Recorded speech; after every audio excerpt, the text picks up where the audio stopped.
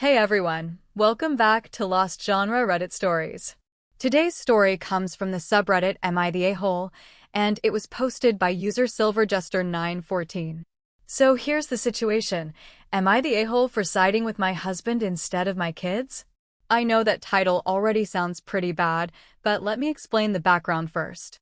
I'm a 38-year-old woman, and I have 16-year-old twins from a previous relationship. My ex, who's 44, is their biological father. Our daughter is named Sophia, and our son is Mateo. To put it bluntly, my ex is a complete jerk. The reason our relationship ended is because he cheated on me while I was pregnant. And as if that wasn't bad enough, he never paid a single cent of child support after the twins were born. On top of that, he was barely present in their lives. Most of the time he disappeared completely, only showing up once or maybe twice a year to play the role of the fun dad. Of course, that kind of absence affected my kids more than he probably realizes.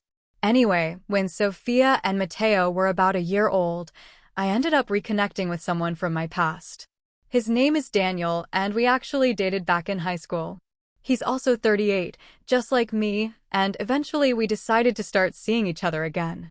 Back when we first broke up years ago, the main issue between us had been kids. I knew I wanted children someday, and Daniel wasn't sure he wanted that kind of responsibility. But by the time we reconnected, I already had 2 kids, and honestly, 2 felt like more than enough for me. That meant the issue that once separated us was no longer really a problem. At the beginning, Daniel kept a little distance from Sophia and Mateo. He didn't immediately step into a parental role, which I respected. But about 2.5 years later, after we moved in together, things started to change. Little by little, he began helping out with the kids on his own. I never had to ask him to step in, he just did it naturally. He'd help with daily things, support them, and gradually became more involved in their lives. I was incredibly grateful for that, and over time the 3 of them developed a really strong bond. Eventually, Daniel and I got married. For as long as I can remember, Sophia and Mateo have called him Dad, even though they've always known he isn't their biological father. Financially, Daniel and I contribute pretty evenly.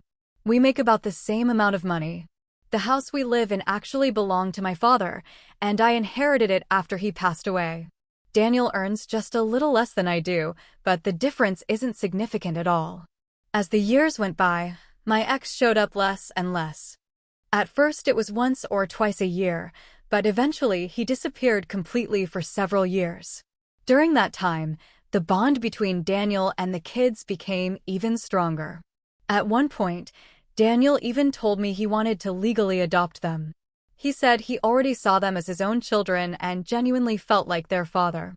Unfortunately, that never ended up happening. The adoption laws in our country are complicated, and the whole process would have turned into a legal nightmare that we just didn't have the energy to deal with. Then, out of nowhere last year, my ex suddenly reappeared. He claimed he had changed as a person and said he wanted to rebuild a relationship with Sophia and Mateo.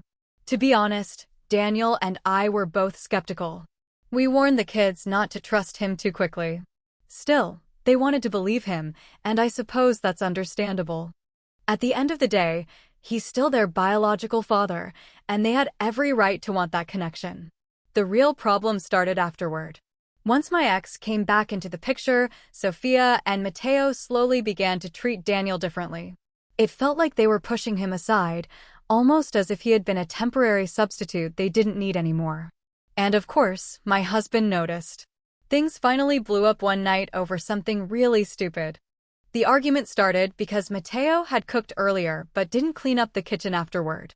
In our house, we have a pretty simple rule. If you make a mess, you clean it yourself. Daniel went to their room just to remind him that he needed to go back and clean up.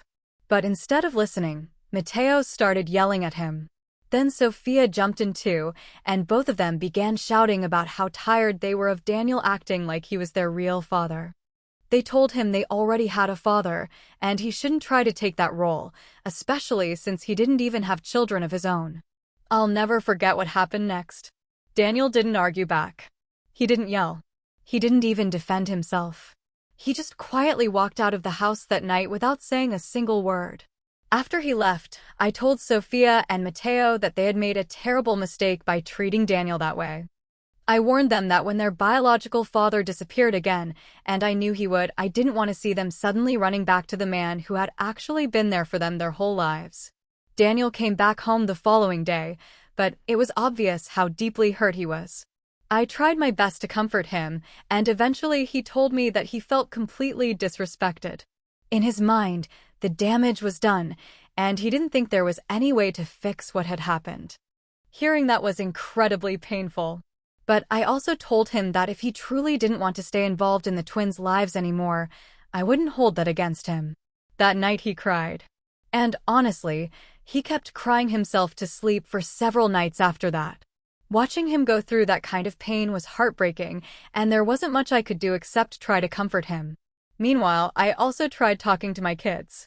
I explained that they really needed to apologize to Daniel for what they said. But they flat out refused. They kept repeating that they already had a dad and didn't need Daniel. And hearing that made me start questioning what kind of people I had raised. Then, exactly as I predicted, the situation with their biological father fell apart again. One day he simply left the city, and after that he never called Sophia or Mateo again. When they realized what had happened, they were devastated. Of course I supported them through it, but what shocked me was how suddenly they started acting like everything was normal again with Daniel. They began calling him dad once more, as if nothing had ever happened. Daniel didn't accept that. He calmly told them that he was not their father, and that he never would be again. This situation has been dragging on for a while now. Sophia and Mateo seem to believe that eventually Daniel will forgive them and change his mind. But so far, that hasn't happened. Eventually, they came to me as a last resort. They asked me to talk to Daniel and convince him to fix things. I told them the truth. Daniel and I had already talked about this many times. And he had made it clear that he no longer wanted to be involved in their lives. Ironically, that's exactly what they had said they wanted in the first place. They were shocked by my response and kept trying to persuade me to step in. But I stood my ground. I told them that my husband is a human being with real feelings. He isn't just a wallet or some replacement for the pathetic man they insist on calling their real dad. I also told them something they clearly needed to hear. If they thought they could disrespect people who care about them and face no consequences, they were very, very wrong. I explained that some damage can't simply be undone. Things were never going to be the same again, and they had only themselves to blame for that. They should never have taken for granted someone who had always been there for them. After that conversation, they ran crying to my mother. My mom later told me she understood why I was upset with them. But she said she couldn't support my decision to side with Daniel completely.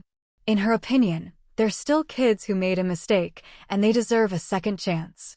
She also told me I should try to fix things between them. But honestly, I don't think I can. I love my kids more than anything, and they will always come first in my life. Nothing about this situation has changed that. But I love my husband too. Daniel is an incredible man who stepped up when he had absolutely no obligation to do so. He supported me, supported the kids, and became the father they never had. And even if I try to imagine it, I don't think I could fully understand the kind of pain it must cause when children you raised for years suddenly tell you that you're not their father and treat you like you mean nothing. Of course, I want them to reconcile. But I also know my husband is deeply hurt. And all of this happened over what? A man they had seen maybe 7 times in their entire lives? Now Daniel is convinced that Sophia and Mateo never truly loved him. He believes they only saw him as a replacement. He's also afraid that if their biological father ever shows up again, they'll treat him badly all over again. Personally, I don't think my kids would repeat the same mistake. But I also understand why Daniel feels the way he does, and I believe he has every right to those feelings. If he no longer feels comfortable being involved in my kids' lives, I don't think I can force him to change that. The truth is, the relationship was broken. Daniel is normally a very reasonable person, and he's spent a lot of time thinking about this. I know he didn't make this decision lightly. I also know he's been completely crushed by what happened. And now he has started saying that he wants us to have a baby together. But I've told him no. Because deep down, I worry that he only wants another child in order to replace Sofia and Matteo. Even though I respect the decision my husband has made, I still don't want my kids to lose the man they've thought of as their father for as long as they can remember. I know this situation is going to break their hearts, and I'm afraid the emotional impact might follow them well into the future. Sometimes I even catch myself wondering if maybe my mom is right. Maybe I should try talking to Daniel and see if there's any way to repair their relationship. But honestly, I just don't know. So I keep asking myself the same question: am I the a-hole here? Now, from my perspective, I don't think you are. If we're being honest, the biggest a-hole in this entire story is the biological father. An absent parent who drifts in and out of their kids' lives like that is almost always going to cause damage. Your kids were definitely manipulated by him. That much seems clear. But at the same time, they're 16 years old, and that's old enough to understand at least a little about how relationships work. When you hurt someone the way they hurt Daniel, the damage can easily become permanent.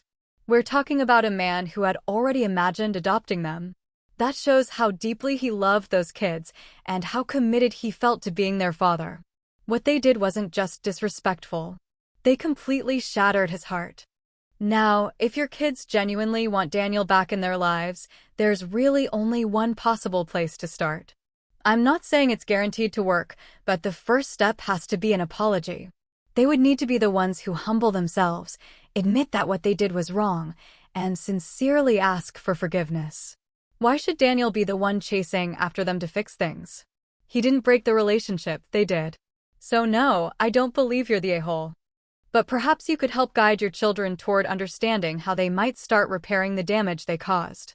And now I'm curious, what do you all think about this situation? Let me know your thoughts in the comment section. With that said, let's take a look at some of the community responses.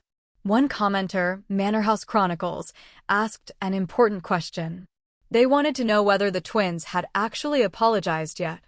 According to them, if the kids haven't offered a sincere apology, then there's no reason Daniel should even consider accepting them back as his children. They explained that the twins would need to do much more than simply say sorry. They should have a serious and meaningful conversation with Daniel about why they behaved the way they did. In other words, they need to fully acknowledge that their actions were wrong and show that they understand the pain they caused. Only after that would it be fair for Daniel to decide whether he wants to rebuild any kind of relationship. The commenter also suggested that family counseling might help facilitate that conversation, but they added that if they were in Daniel's position, they wouldn't even consider it until the kids apologized first. Their final verdict: not the a-hole. Another commenter, Clara7214, shared a similar opinion. They said they felt sympathy for the twins because being rejected by a biological father can be incredibly painful. They also suspected that the biological dad might have been saying negative things about Daniel behind the scenes. However, they pointed out that this situation is also an important life lesson. You can't treat people like they're disposable and then expect them to instantly forgive you and pretend nothing happened. They added that teenagers can often be selfish and thoughtless, which unfortunately played a role here. Still, if the twins want any chance of rebuilding their relationship with Daniel, they need to sincerely apologize and show that they understand what they did wrong.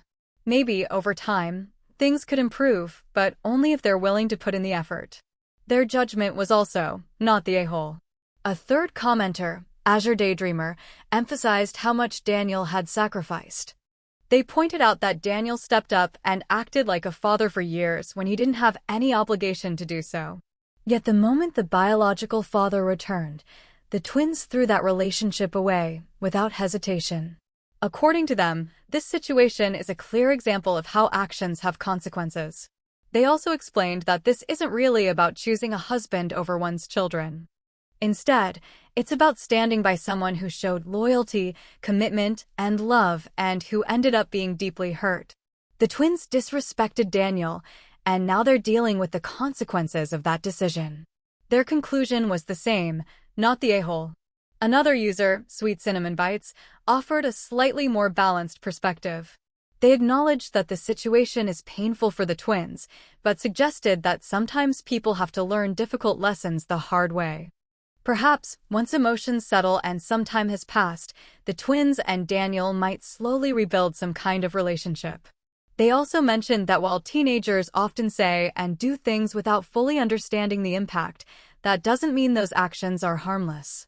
Even careless words can deeply wound someone.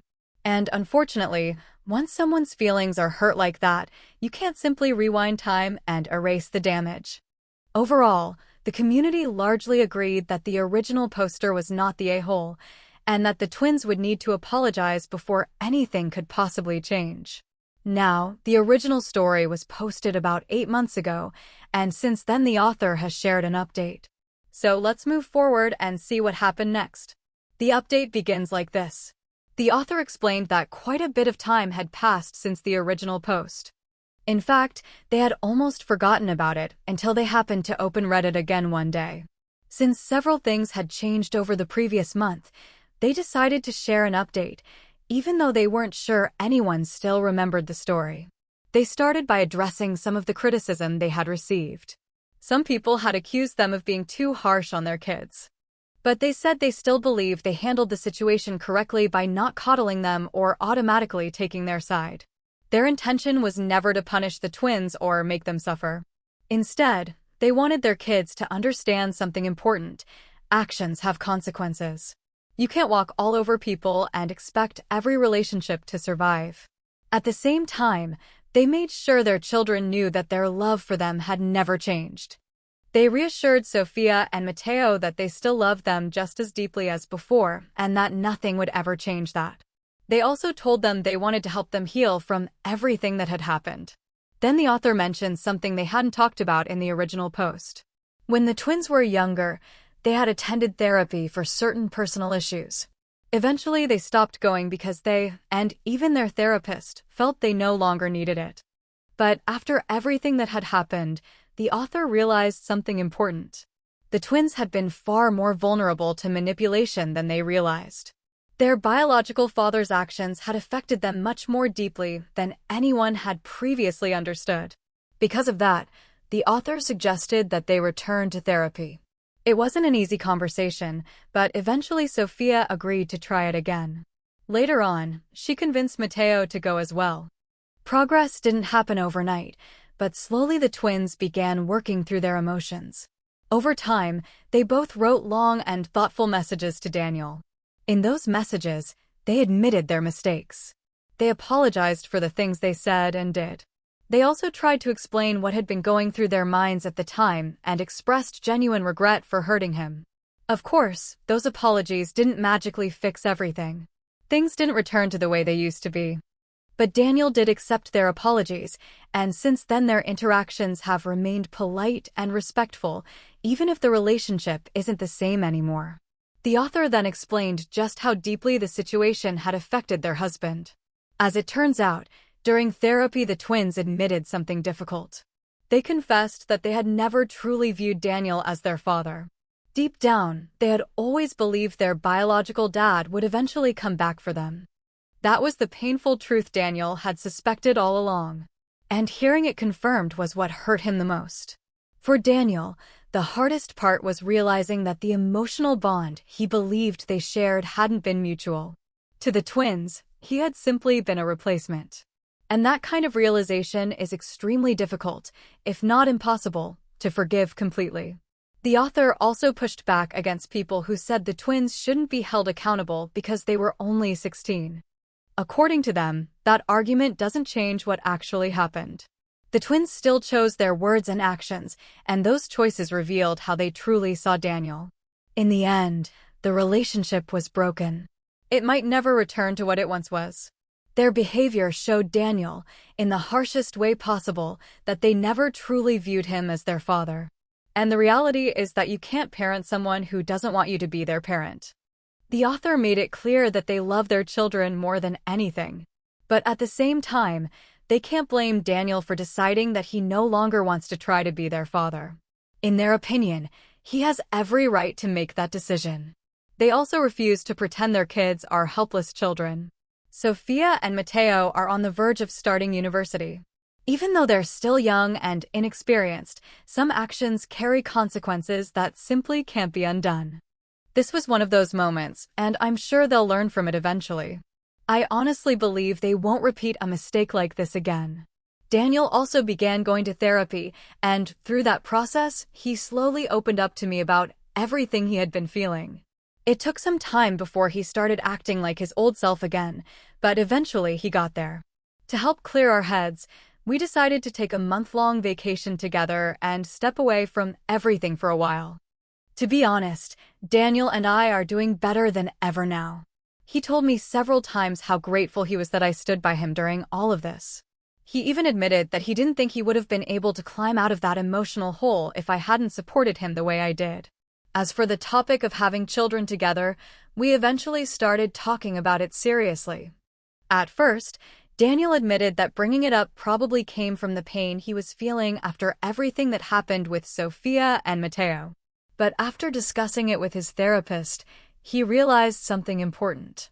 He genuinely does want to have children of his own. For years he believed he didn't want to be a father because his own dad had been terrible. He was afraid of repeating the same mistakes and becoming that kind of parent himself. But after helping raise Sophia and Mateo, he discovered something he hadn't expected. He realized that he actually wanted to be a father. The only reason he thought he didn't want kids anymore was because he already had them in his life. Now that he lost that role, he feels the desire to experience what it's like to raise a child from the beginning, to care for them, guide them, and share that kind of love. We talked about it for a couple of weeks before making any decisions. Eventually, we decided to try. And last month, I found out that I'm pregnant. Daniel has been incredibly happy since we learned the news. Surprisingly, Mateo and Sophia are also excited about the idea of having a younger sibling, which honestly caught me off guard. I won't lie, part of me is nervous about going through childbirth again. My previous experience was far from pleasant. But despite the fear, I still want to have another child. Like I mentioned before, the relationship between Daniel and the twins is now civil and respectful, even if it isn't the same as it once was. Sadly, I doubt they'll ever rebuild the kind of bond they used to share. Still, only time will tell whether Daniel might someday change his mind about things. Sophia and Mateo have struggled with the reality that their relationship with Daniel may never return to what it once was. They've been pretty upset about that.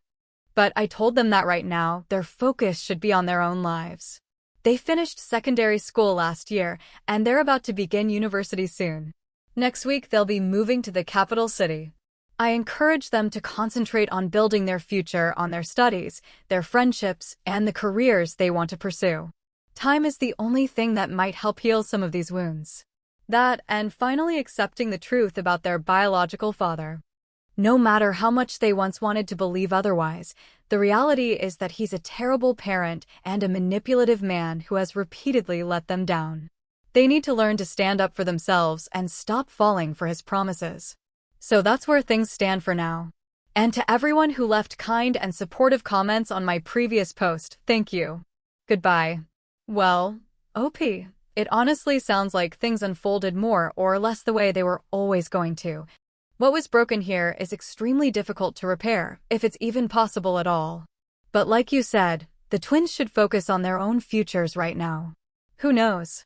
Maybe one day they'll reconnect with Daniel again, perhaps by bonding over their new sibling. Either way, congratulations on the pregnancy. I wish you and Daniel the very best moving forward. Take care and thanks for sharing your story. Now, before wrapping up the video, let's finish with a longer mood booster story. This one comes from the subreddit Petty Revenge, posted by user Rusty Compass. The title is, I destroyed a guy's entire career because he was a bully. To start off, I should admit something. Technically, I'm a bit of a Nepo baby and I'm fully aware of that. My mom is extremely successful in a very specialized, but very profitable, industry. Because of her career, my dad was able to stay home and take care of the family while my siblings and I grew up. Thanks to that, we were all able to get excellent educations. After graduating from college, I decided to enter the same industry as my mom. Even though I love her and we have a great relationship, I didn't want people to see me only as her kid or assume I was getting special treatment because of her reputation.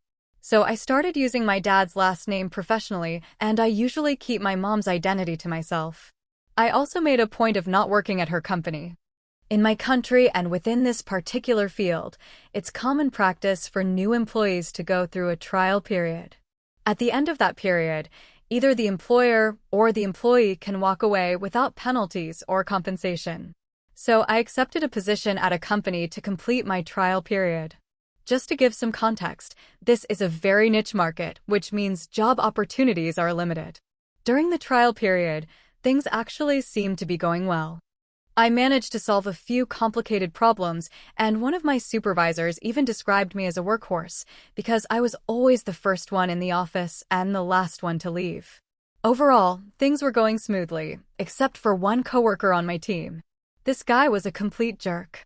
I tend to be a bit of a people pleaser, so I usually try to get along with everyone.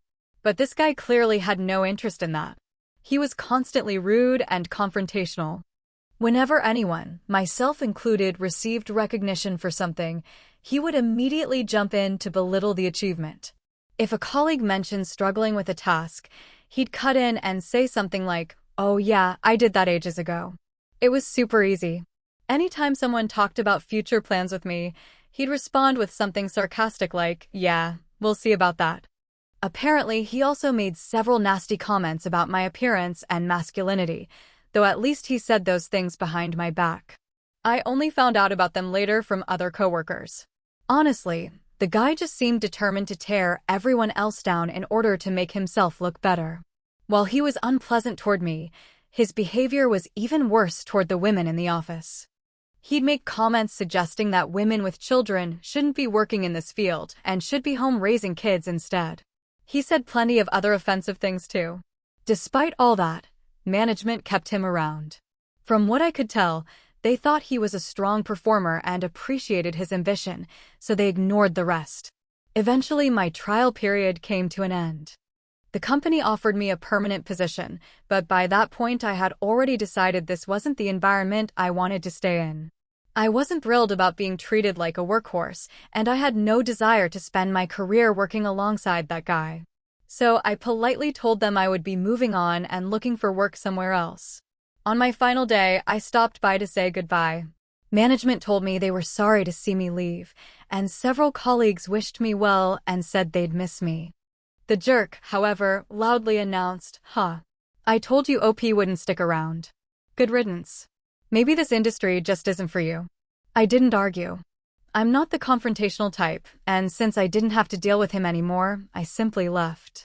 Some time passed, and I eventually found another job. I ended up much happier there. I enjoy the work, I like my colleagues, and I've even been promoted since then. For the most part, I stopped thinking about that jerk entirely. That is, until something interesting started happening. Apparently, there was a noticeable increase in job applicants coming from his company. And remember, this is a very niche field, so even a small increase stands out. Since my boss knew I had worked there briefly during my trial period, he began asking me about my experiences with each applicant whenever one of them applied. There aren't many people in the world that I genuinely dislike. So when my boss asks about applicants, I usually give my honest opinion, and most of the time that opinion is pretty positive. But one day, guess whose application suddenly lands on my boss's desk? Yep. The jerk. My boss asks what I think about him, and I tell him straight up that I have personal feelings about this guy and I can't give an objective evaluation. Now, my boss knows that I'm usually generous when talking about people. Since I rarely say anything negative, he gets curious and asks what the story is. Eventually, I decide to tell him everything. I explain the entire situation, how the guy behaved, the way he treated coworkers, and all the problems he caused. Unsurprisingly, jerk doesn't get hired. At that point, I figure that's the end of it. But the story doesn't stop there. A few days later, I'm at a family dinner. Out of nowhere, my mom asks, "Wait, didn't you do your trial period at that company?" Then she asks if I happen to know someone named Jerk. Now, my mom already knew that there had been one particular person at that company that I really didn't get along with. I had told her before about some of the unpleasant things that person had done. So I tell her, yeah, that was him. Naturally, she decides she's not going to hire him either, especially after hearing about the things he had said about women. Not long after that, something interesting happens. My company ends up hiring one of Jerk's former coworkers from that same company. She and I get along really well, and that's when I finally learn what happened back there after I left. Apparently, Jerk had been promoted. And that promotion caused a lot of people to start looking for new jobs. Because so many employees were leaving, management eventually started investigating what was going on. They wanted to understand why good applicants were quitting after their trial periods or choosing not to stay. As it turns out, Jerk was the problem. Management eventually sat him down for a conversation. From what I've been told, he didn't respond well to the criticism at all. In fact, he apparently refused to accept any responsibility. Not long after that, they decided to let him go. That's when he began applying for jobs again, including the company where I work and my mom's company. But from what I've heard, things didn't go well for him. As far as anyone knows, he doesn't work in this field anymore. And like I mentioned earlier, this industry is extremely small, so there really aren't many employers around. Unfortunately, I have no idea what kind of job he ended up doing afterward. But honestly, that's not really my concern. At this point, I just focus on my own career while he goes off and does whatever he does best, which apparently is being a jerk. Maybe there's a profession somewhere that actually rewards that behavior. Either way, I don't really see this story as petty revenge. To me, it's simply a case of being honest when someone asked for my opinion. Thanks for sharing the story, OP. And that brings us to the end of today's video. Thank you so much for taking the time to watch. If you've made it this far, I'm guessing you enjoy the stories I've been reading. So here are a couple more that you might like. And if you don't have time to watch another one right now, you can always save them for later. Also, don't forget to hit that subscribe button so you don't miss the next story.